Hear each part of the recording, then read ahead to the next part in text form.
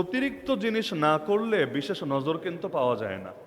যে কোনো ক্ষেত্রে আপনি একটা অফিসে চাকরি করেন, চাকরি তো ভাই আরো 10 জনও করে। আপনার কর্মকর্তা আপনাকে বেশি ভালোবাসবে কেন আমাকে বলেন দেখি? যদি আপনার ভেতরে অতিরিক্ত কিছু নাই থাকে। অতিরিক্ত অনেকভাবেই হতে পারে, হয়তো অন্যদের চাইতে আপনি কাজে মনোযোগটা বেশি, মনোযোগটা অতিরিক্ত আছে, অথবা অন্যরা 8 ঘন্টা করেই চলে যায় কিন্তু আপনি কাজ শেষ না করে যান না। এটা 8.5 ঘন্টা হলো না 9 ঘন্টা হলো এটা আপনি দেখেন না। আপনি সবসময় তার খেদমত করতে চান, দেখা হলে সালাম দেন, তার যে কোনো প্রয়োজনের দিকে লক্ষ্য রাখেন। বাড়িতে গেলে আপনার এলাকার যা বিশেষ কিছু পাওয়া যায় সেটা তার জন্য, তার ফ্যামিলির জন্য উপহার নিয়ে আসেন।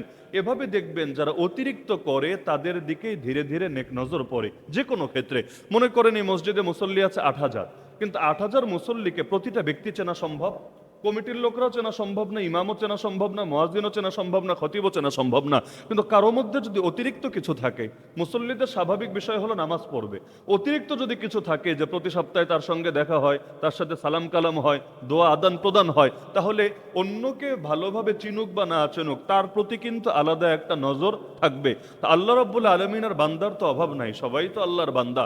এই বান্দাদের ভেতরেও যারা অতিরিক্ত করে, যেটা ফরজ সেটা তো করতে বাধ্য, না হলে মাইর আছে, যেটা ওয়াজিব সেটাও করতে বাধ্য, না হলে আযাব আছে, কিন্তু যারা অতিরিক্তটা করে একমাত্র রবের মহাব্বতে তাদের উপরেই রবের বিশেষ নেক নজর পড়ে।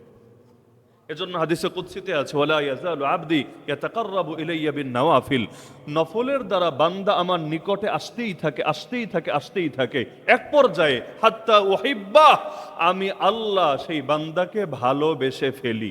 আল্লাহ ভালোবেসে ফেলেন কখন? যখন বান্দা নফলের দ্বারা তার নৈকট্য লাভ করতেই থাকে, করতেই থাকে। এমন ভালোবাসা আমি তাকে ভাসি, আল্লাহ বলেন কুনতু সামাআহুল্লাযী ইয়াসমাউ বিহি ওয়া বাসারাহুল্লাযী ইউবসিরু বিহি ওয়া ইয়াদাহুল্লাতী ইয়াবতিশু বিহা ওয়া রিজলাহুল্লাযী ইয়ামশি বিহি।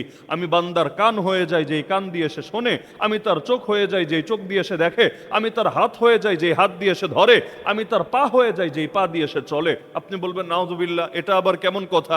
আল্লাহ চোখ হয়, কান হয়, হাত হয়, পা হয়, এর মানে কি? এর মানে আপনার মাথা থেকে পা প্রতিটা অঙ্গের সঙ্গে রবের বিশেষ নুসরত থাকে।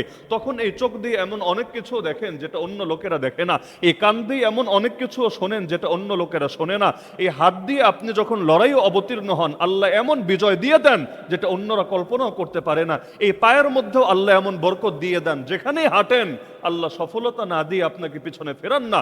এমনকি হাদিসের শেষে আছে, আল্লাহ বলেন ওয়ালা ইন সাআলানি লাউতিয়ান্না, ওই নফলের দ্বারা যে আমার কাছে চলে এসেছে সে আমার কাছে যদি কিছু চায় আমি তাকে দিয়ে দেই। ওয়ালা ইন ইস্তাআযানি লাউঈদান্না, সে বিপদে পড়েও যদি আমার সাহায্য কামনা করে আমি আল্লাহ তাকে বিপদের মধ্যেও সাহায্য করি এবং আশ্রয় দেই। তাহলে নফল লাগবে নাকি লাগবে না? নফল শুধু পীরদের কাজ না, প্রতিটা নবী প্রেমিকের কাজ। সুতরাং প্রত্যেকে নিয়াত করেন যে আমরা কম পারি বেশি পারি এখন থেকে নফলও পড়ব ইনশা আল্লাহ। আল্লাহ সবাইকে তৌফিক দান করুন। আল্লাহ রাসূল সাল্লাল্লাহু আলাইহি ওয়াসাল্লামের ব্যাপারে হাদিসে বর্ণিত আছে তিনি নামাজকে ভালোবাসতেন। আমরাও তো নামাজ পড়ি, নবীও নামাজ পড়তেন। পার্থক্য, আমরা অধিকাংশ নামাজ পড়ি একটা প্রেশার মনে করে, এজন্য নামাজ লম্বা হলে অস্থির লাগে, নামাজে দাঁড়াতে 2 মিনিট দেরি হলেও বারবার ঘড়ির দিকে নজর পড়ে, ভাবটা এমন মসজিদে 2 মিনিট থাকলে জীবনের বিরাট বড় লস হয়ে যাবে। অথচ আল্লাহ রাসূল বলেন তোমাদের দুনিয়া আমার ভালো লাগে না, কিন্তু দুনিয়ার 3টা জিনিস আল্লাহ আমার কাছে প্রিয় করে দিয়েছেন। এর মধ্যে একটা জিনিস হলো জুইলাত কুররাতু আইনি ফিস সালাহ, এই যে 3 জিনিস আমার নিকট প্রিয়, হুব্বিবা ইলাইয়া মিন দুনিয়াকুম সালাস, এর মধ্যে একটা জিনিস হলো আমার চোখের শীতলতা, আঁখও কি ঠান্ডা রাখা হয়েছে নামাজের ভেতরে। তার মানে নামাজের সাথে আমার দিলের মজা কাজ করে, তৃপ্তি কাজ করে। এজন্যই আল্লাহ রাসূল রাতের বেলা এত নামাজ পড়তেন তার পা মোবারক পর্যন্ত ফুলে যেত। কেন? কারণ নামাজের মধ্যেই তিনি মজা পেতেন। অনেকে টাকার বান্ডিল দেখলে চোখে মজা লাগে, অনেকের দামি মোবাইল, দামি খাবার, ভালো মানের কিছু দেখলে তার চোখের মধ্যে তৃপ্তি লাগে, কারো সুন্দরী নারী দেখলে তার চোখের মধ্যে ভালো লাগে। আল্লাহ রাসূল বলেন নামাজের সঙ্গে আমার চোখের শীতলতাকে সম্পর্কিত করা হয়েছে, আমার নামাজে বড় মজা লাগে। এজন্য বেলালকে বলতেন, বেলাল ইকামত দিয়ে আমার কলিজাটাকে ঠান্ডা করে দাও, ইয়া বিলাল আরিহনা বিহা, ইকামত দিয়ে আমাদেরকে প্রশান্তি দাও, আমাদেরকে শান্তি দাও। এমনকি আল্লাহ রাসূল সাল্লাল্লাহু আলাইহি ওয়াসাল্লামের ব্যাপারে আছে, তিনি বলেন তার ব্যাপারে সাহাবী বলেন যে কানা লা ইয়াশবাউ মিনাস সালাহ, নবীজি নামাজ থেকে কখনো পরিতৃপ্ত হতেন না। পরিতৃপ্ত বুঝেন? যে কোনো ভালো খাবারও খেলে এক পর্যায়ে তৃপ্তি চলে আসে, আর না, বহুত হয়েছে, আর খাওয়া সম্ভব না। যত দামি বিরিয়ানি হোক, যত দামি খাবার হোক, একটা পর্যায়ে গিয়ে মানুষের তৃপ্তি আসে না, আর সম্ভব না। আল্লাহ রসুলের ব্যাপারে বলা হচ্ছে, কানা লা ইয়াশবাউ মিনাস সালাহ, নবীর নামাজে এরকম কখনো তৃপ্তি আসতো না যে নামাজ কমপ্লিট, আর লাগবে না, আজকের মতো যথেষ্ট হয়েছে, বরং সবসময় পিপাসা কাজ করত, সবসময় ক্ষুধা কাজ করত। এমনকি আল্লাহ রসুলের ব্যাপারে বর্ণিত আছে যে তিনি বলেন, আল জাইউ ইয়াশবা ওয়া যামআনু ইয়ারওয়া ওয়া আনা লা আশবাউ মিন হুব্বিস সালাহ। ক্ষুধার্ত ব্যক্তি সেও এক পর্যায়ে খেলে পেট ভরে যায়, তৃপ্ত হয়ে যায়। পিপাসার্ত ব্যক্তি সেও পানি পান করলে এক পর্যায়ে তার চাহিদা মিটে যায়। কিন্তু নামাজের মহাব্বত থেকে আমি মুহাম্মাদের তৃপ্তি কখনো হয় না, সবসময় চাহিদা আর চাহিদা আর চাহিদা লেগেই থাকে। নামাজের প্রেম আমার ভেতরে এমনভাবে গেঁথে দেওয়া হয়েছে। আল্লাহ রাব্বুল আলামিন আমাদেরকে আমার নামাজের প্রেম দান করুন। এজন্য বহুত বুজুর্গদের ব্যাপারে এমন পাওয়া যায় যে তারা নামাজ পড়তে কখনো ক্লান্ত হতেন না, কখনো পা ফুলে যেত, কখনো শরীর ব্যথা হয়ে যেত, কিন্তু নামাজ থেকে কখনো তৃপ্তি আসতো না। এমনকি দাউদ আলী ইসলামের ব্যাপারে বর্ণিত আছে যে তিনি নামাজ থেকে কখনোই ক্লান্তি বোধ করতেন না, যতই পড়তেন মনে হতো আরো পড়ি, আরো পড়ি, আরো পড়ি। এমনকি বহুত বুজুর্গের ব্যাপারে এমন বর্ণিত আছে সুযোগ পেলেই নামাজে দাঁড়িয়ে যেতেন।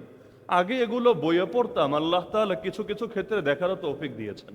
আমরা যখন কাশিমপুর কারাগারে, আমার ঠিক পাশের সিট ছিল যে আলেমের, নাম বলার দরকার নেই, যিনি নিজের আমল নিজে গোপন রাখেন, আমরা অযথা সেটা প্রকাশ করে দিয়ে তার কাছে বকা শুনতে চাই না যে কেন আমাদেরকে বিব্রত বোধে ফেললা, আমাদের আমলের কথা জাতিকে জানিয়ে দিলা। আলহামদুলিল্লাহ দেখেছি, দীর্ঘ একটা বছর পর্যন্ত দেখেছি, 8 মাস তো পাশাপাশি বিছানায় ছিলাম, দেখতাম যে দিন নাই, রাত নাই, দুপুর নাই, বিকাল নাই, খালি চিন্তা করতাম আল্লাহর বান্দা এত নামাজ পড়ে কিভাবে সারাদিন অধিকাংশ টাইমে নামাজের মধ্যে খালি তেলাওয়াত করতেই থাকে। রাকাতের পরিমাণ বাড়ার চাইতো নামাজের সাইজ বাড়ে। মানে কেউ তো চাইলে ধরেন ছোট ছোট সূরা দিয়েও 20 রাকাত পড়তে পারে, কিন্তু তিনি এক এক রাকাত মাঝে মাঝে এত লম্বা করতেন, আধা ঘন্টা, 40 মিনিট, 45 মিনিট চলে যেত, দেখা যেত এক রাকাতে শেষ হয় না, শুধু তেলাওয়াত করেই যাচ্ছেন। একদিন জিজ্ঞেস করলাম, এত লম্বা নামাজ কিভাবে পড়েন, কষ্ট লাগে না? তাও এই বুড়া বয়সে আমি যেই উত্তর শুনলে আমি সহজে বুঝবো সেটা আর কি তিনি বললেন, আপনারা তো হাফেজ হয়েছেন ছোটবেলায়, আপনাদের হিফজটা খুব সহজেই মনে থাকে, কিন্তু আমি হাফেজও হয়েছে জেলে আসার পরে। এর আগে আরেকবার জালিমদের জুলুমের শিকার হয়ে গ্রেফতার হয়েছিলেন, বলেন সেবার এসে আমি জেলে হাফেজ হয়েছিলাম। তো যেহেতু বুড়াকালে হাফেজ হয়েছি, বুড়াকালে মুখস্থ করলে এটা মনে এমনি কম থাকে, এজন্য আমি নামাজে বেশি থেকে বেশি পড়ার চেষ্টা করি, যাতে করে আল্লাহ আমাকে কোরআনটা নিয়ে দুনিয়া থেকে মরার তৌফিক দান করে, আমি যাতে মাহরুম না হয়ে যাই। এমনকি আরো একজন আলেম ছিলেন, একই রুমে না, পার্শ্ববর্তী রুমে, তাকে দেখেছি প্রতিদিন 1 খতম কোরআন পড়তেন, প্রতিদিন, যার বড় অংশ নামাজে, কিছু অংশ নামাজ ছাড়া, দেখে দেখে খুব কমই পড়তেন, বেশিরভাগ মুখস্থই তিনি পড়তেন। তো তাকেও জিজ্ঞেস করেছিলাম যে এত বেশি তেলাওয়াত, এটা কি আপনার সারা জীবনের আমল নাকি জেলখানার আমল? বললেন না, সারা জীবন তো আসলে এত সময়ও পাই না, এত সুযোগও হয় না, জেলেই আমলটা করার 2টা কারণ আছে। একটা কারণ তো কোরআনের মহাব্বত, এটা তো স্পষ্ট, কিন্তু আরেকটা কারণ হলো আমি হার্টের রোগী। যখনই আমি তেলাওয়াত ছাড়া থাকি, পরিবারের চিন্তা, তার স্ত্রীরও ক্যান্সার, বাচ্চাও ছোট, আবার তিনি জেলে ঢোকার সাথে সাথে মসজিদ মাদ্রাসা থেকেও নাম কেটে দিয়েছে। এমনকি ঢাকায় তার নিজস্ব কোনো ফ্ল্যাটও নাই, ঘরবাড়ি নাই, বাড়ি তার দেশের আরেক প্রান্তে। তো এখন ওই বাসায়ও কি অবস্থায় আছে না আছে, 3 মাস পর্যন্ত কোনো যোগাযোগের সুযোগ ছিল না, খেয়ে আছে নাকি না খেয়ে আছে, বেঁচে আছে নাকি মরে গেছে। তো তিনি বলেন এই মানসিক পেরেশানিগুলো এমনভাবে আসে, মাঝে মাঝে বুক ব্যথা শুরু হয়ে যায়, আমার ভয় হয় আমি মনে হার্ট অ্যাটাক করবো, আমি মনে হয় মরেই যাব।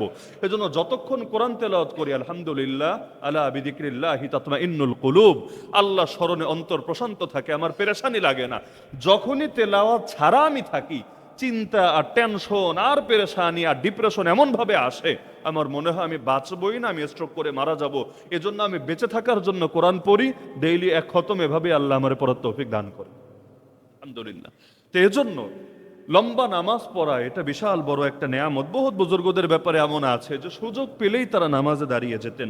এমনকি এক বুজুর্গের ব্যাপারে বর্ণিত আছে, কুরজ ইবনু ওয়াবরা, কঠিন নাম, তিনি একবার হজের সফরে বের হলেন। তো যখনই, আগের যুগে তো হজের সফর অনেক কঠিন ছিল, মানুষ চলতে চলতে কোথাও বিশ্রাম নিত, কোথাও যাত্রা বিরতি দিত, হঠাৎ দেখা যেত তিনি নাই, কেউ জানে না কোথায় গিয়েছেন। কিন্তু আল্লাহর বান্দা যেখানেই থামতেন, কোনো এক আড়ালে গিয়ে, গাছের ছায়ায় হোক অথবা যে কোনো প্রান্তে হোক, তিনি গিয়ে নামাজ শুরু করে দিতেন। তো একদিন মানুষ খুঁজছে, তাকে খুঁজে খুঁজে কোথাও পাচ্ছে না। হঠাৎ করে একজন খুঁজতে খুঁজতে গিয়ে দেখছে প্রচণ্ড রোদের ভেতরে আল্লাহর বান্দা দাঁড়িয়ে নামাজ পড়ছে, কিন্তু সুবহানাল্লাহ, তার মাথার উপর একখণ্ড মেঘ তাকে ছায়া দিচ্ছে। আকাশে কোথাও কোনো মেঘ নাই, কিন্তু তিনি যে দাঁড়িয়ে নামাজ পড়ছেন ঠিক ওই বরাবর গামামাতুন তুজিল্লুহু, একখণ্ড মেঘ তাকে ছায়া দিচ্ছে। এটা দেখার পর তো সে যা বোঝার বুঝে ফেললো। নামাজ শেষে গিয়ে তাকে এটা জানালো। সে বলল, আমি তোমাকে আল্লাহর দোহাই দিয়ে বলছি, কোনোদিন এই তথ্য কাউকে দিবা না, যতদিন আমি জীবিত আছি এই কথা কারো কাছে প্রকাশ করবা না। অবশেষে সে করেও নাই। তিনি মৃত্যুবরণ করার পর সেই রহস্য সে প্রকাশ করেছে, এবং জাতি তখন বুঝেছে কি নেয়ামত থেকে তারা বঞ্চিত হয়েছে। এজন্য নবীর ঈর্ষণীয় বন্ধু হতে চাইলে দ্বিতীয় যেই গুণ নবী আমাদেরকে শিখালেন সেটা হলো কিছু কিছু নফল নামাজ লাগবেই লাগবে। এর মধ্যেও দিনের নামাজের চাইতে রাতের নামাজ দ্বারা বেশি এগোতে পারবেন। এক্ষেত্রে আল্লাহ রসুল বলেন, আলাইকুম বিকিয়ামিল লাইল, তোমরা রাতের নামাজ, আরবিতে বলে কিয়ামুল লাইল, বাংলায় বলে রাতের নামাজ, তোমরা রাতের নামাজকে আঁকড়ে ধরো। কেন, কি হবে তাহলে? ফাইন্নাহু দাবুস সালিহিনা ক্বাবলাকুম, তোমাদের পূর্বে যত নেককার মানুষ ছিল সবার কমন বৈশিষ্ট্য ছিল রাতের নামাজ। ওহুয়া কুরবাতুন লাকুম ইলা রাব্বিকুম, এই রাতের নামাজ তোমাদেরকে রবের নিকটে নিয়ে যাবে। ওয়া মাগফিরাতুন লিস-সাইয়্যাত আও মুকাফফিরাতুন লিস-সাইয়্যাত, এটা তোমাদের পাপগুলোকে মোচন করে দেবে। শুধু তাই না, ওয়া মানহাতুন আনিল ইসমি, তোমাদেরকে গুনাহ থেকে বারণ করবে, গুনাহ থেকে ফিরিয়ে রাখবে, এমন এক চেতনা এবং প্রেরণা অন্তরে সৃষ্টি করবে। এই প্রেরণাই তোমাকে গুনাহ করতে গেলেও তোমার বিবেকের মধ্যে বারবার বারবার বাধা দিতেই থাকবে আর দিতেই থাকবে। এজন্য এটা ভাববেন না যে আমি তো ভাই পাপী, কত পাপী তো করি দিন রাত মিলিয়ে, তাহাজ্জুদ আমার জন্য না। আগে খাঁটি মুমিন হয়ে নেই, খাঁটি পীরসাব হয়ে নেই, এরপর তাহাজ্জুদ পড়বো কি পড়বো না চিন্তা করা যাবে। আমাদের অধিকাংশ মানুষেরই কিন্তু এইটা ভাবনা। এজন্য রমজানে সেহরি খেতে অনেকেই ওঠে বা প্রায় সবাই ওঠে, কিন্তু রমজানেও আছে বহু আল্লাহর বান্দা তাহাজ্জুদ পড়ে না। সারা বছর পড়ে না মানলাম, যে রাত্রে ঘুম থেকে জাগতে পারে না তাই পড়ে না। রমজানে তো সেহরি খেতে হলেও জাগে, নাকি সেহরি দুপুরবেলা খান আপনারা? সেহরি তো রাতেই খান, তো সেহরির জন্য তো জাগেন। তো জাগার পর ওই টাইমও তাহাজ্জুদ কেন পড়ে না? অধিকাংশের জবাব এটাই দিবে, হুজুর আমি অত বড় পীর সাহেব না, আমি গুনাহগার মানুষ, কত গুনাহ করি, তাহাজ্জুদ দিয়ে আমার কি হবে? কিন্তু মনে রাখবেন, তাহাজ্জুদ ভাই পীর সাহেব হওয়ার জন্য না, বরং তাহাজ্জুদ এই কারণে, তাহাজ্জুদই আপনার ভেতরে এমন চেতনা সৃষ্টি করবে যেটা আপনাকে পাপ থেকে সহজেই ফিরিয়ে রাখবে।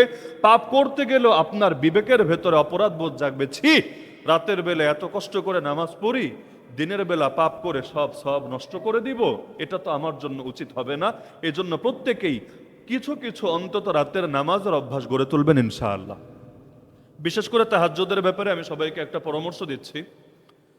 আমি যদি বলি শেষ রাতে উঠে তাহাজ্জুদ পড়বেন, 100-র মধ্যে 90 জনই হয়তো পড়বেন না, এবং এটা হয়তো আপনাদের জন্য পসিবলও হবে না। কারণ এখন ঘুমাতেই যায় রাত 1টা-2টায়, ফজরেই জাগাই তো কঠিন, আর তাহাজ্জুদ তো দূর কি বাত। আর আমাদের বাংলাদেশে ফজর নামাজটা হয় মোটামুটি ওক্তের শেষের দিকে, যখন হালকা হালকা আলো হয়ে যায়।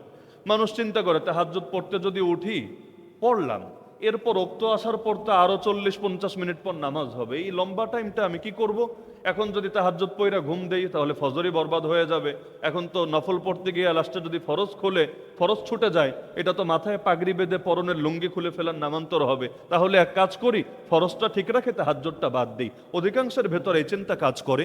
এজন্য আমি সবাইকে 2টা পরামর্শ দিচ্ছি। 1 নম্বর, যদি ঘরে নামাজের পরিবেশ থাকে, অনেকের থাকে না, যদি ঘরে নামাজের পরিবেশ থাকে, যখনই ঘুমাতে যাবেন, 12টাই যান, 1টাই যান, 2টাই যান আর 10টাই যান, ঘুমাতে যাওয়ার আগে উজু করে 2 রাকাত 4 রাকাত যা পারেন তাহাজ্জুদের নিয়তে নামাজ পড়ে ঘুমাবেন। ঘুমটাও ভালো হবে। শয়তানের পেরেশানি থেকে, শয়তান অনেক সময় ঘুমের মধ্যে ডিস্টার্ব করে, এগুলো থেকেও আল্লাহ আপনাকে বিরত রাখবে। আজে বাজে স্বপ্ন, খারাপ চিন্তা ভাবনা থেকেও আল্লাহ হেফাজত করবে। আর যদি মরেনও ঘুমের ভেতরে, ঘুমের ভেতর মরে না, যদি মরেনও ঘুমের ভেতরে, সুন্দর একটা মরণ হবে। কারণ ঘুমের আগে শেষ আপনি পবিত্র অবস্থায় ঘুমিয়েছিলেন, আল্লাহকে ডেকে রবের নামাজ পড়েই ঘুমিয়েছিলেন। আশা করা যায় আল্লাহ আপনাকে জান্নাতও দিয়ে দিবেন এই উসিলায়। তাহলে ঘরে যদি নামাজের পরিবেশ থাকে, অভ্যাস বানায় নেন, বেশি না পারলেও অন্তত 2 রাকাত নামাজ পড়ে ঘুমাবেন। এমনি উজুর সাথে ঘুমানো ভালো। উজু ছাড়া ঘুমালে ঘুমের মধ্যেও বহু রকম ঝামেলা হতে পারে, উজুর সাথে ঘুমানোটা এমনিও ভালো। আর পাশাপাশি 2 রাকাত নামাজ পড়তে কয় মিনিটে লাগে? আপনি ছোট সূরা দিয়েই পড়েন, আপনার পছন্দের সূরা ইন্না আতাইনার কুল হুয়াল্লাহ দিয়েই পড়েন, যেটা অধিকাংশ বাঙালির পছন্দের সূরা আর কি, ফেভারিট সূরা। তো ছোট সূরা দিয়েই পড়েন, তবুও পড়েন। আর যদি মনে হয় না ঘরে নামাজের পরিবেশই নাই, তাহলে এশার নামাজ তো অন্তত পড়বেন। ওই এশার নামাজ যেই কয়টাই পড়েন, 7:30টায় পড়েন আর 8:30টায় পড়েন আর 9:45টায় পড়েন, মসজিদে পড়েন আর দোকানে 10 জন মিলে জামাত করে পড়েন, যেভাবেই পড়েন, এশা পড়ার পরে বেতের তো পড়েন আপনারা সবাই, নাকি পড়েন না? বেতেরের আগে 2 রাকাত, 4 রাকাত, 6 রাকাত, 8 রাকাত যা পারেন তাহাজ্জুদের নিয়তে পড়বেন, এটাও তাহাজ্জুদ হয়ে যাবে ইনশাআল্লাহ। অনেকে ভাবে তাহাজ্জুদ মনে হয় রাত 12টার পরে পড়তে হয়, না রে ভাই, এটা ভুয়া কথা। নবীর জামানে ঘড়িও ছিল না, নবী 11টা 12টা 1টা এরকম কোনো টাইমও আমাদেরকে দিয়ে যান নাই। এশার নামাজের পরে আপনি যে কোনো টাইমে তাহাজ্জুদ পড়তে পারেন, সেটা 9টায়ও পারেন, রাত 3টায়ও পারেন। রাত যত গভীর হবে কোয়ালিটি তত বাড়বে, কিন্তু নাইমামার চাইতে কানামামা অন্তত ভালো তো বটে। তো একদম না পড়ার চাইতে শুরুর রাতে পড়াটা ভালো তো আলহামদুলিল্লাহ। এজন্য যারা শেষ রাতে জাগতে পারেন না, ঘুমের আগেও পড়তে পারবেন না, নিয়াত করে ফেলেন এশার ফরজের পরে, সুন্নতের পরে, বেতেরের আগে, বেশি না পারলেও অন্তত 2 রাকাত করে আমরা ডেইলি তাহাজ্জুদ শুরু করে দেব ইনশাআল্লাহ।